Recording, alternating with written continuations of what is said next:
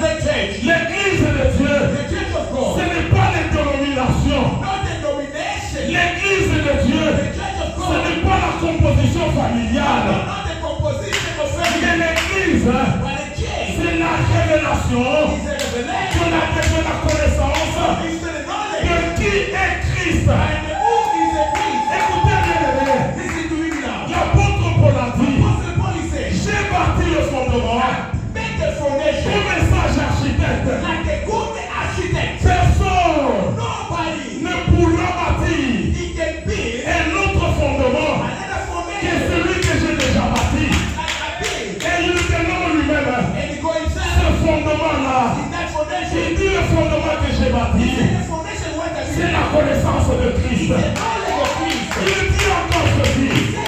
Il dit que personne d'autre ne pourra revenir avec un autre fondement.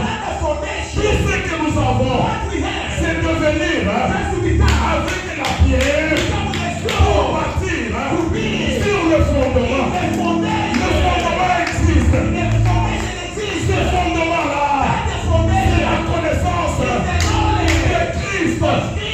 Si jusqu'aujourd'hui, tu viens dans l'église, il y a 4 ans, il y a 10 ans, tu te dis, j'ai prié depuis Congo, depuis l'Amérique, aujourd'hui, j'ai l'ancienneté.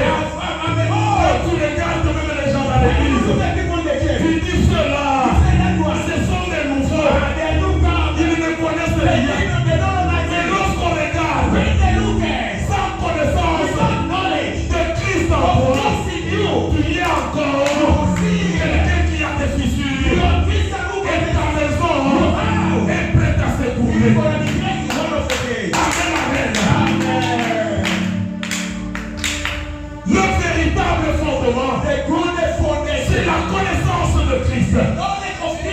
Voilà pourquoi lorsque je passe, chaque fois à la chair, je ne peux pas parler seulement de la bénédiction sans vous donner la connaissance de Christ.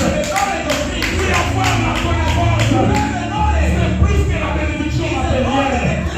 Car c'est la connaissance de Christ qui apporte tout. C'est ça la base de tout. Tu ne peux pas te dépouiller du vieil homme sans cette connaissance. Écoutez bien, pour te dépouiller de ce vieil homme-là, le fondement de toutes choses, c'est la connaissance de Christ. Comment tu connais Jésus?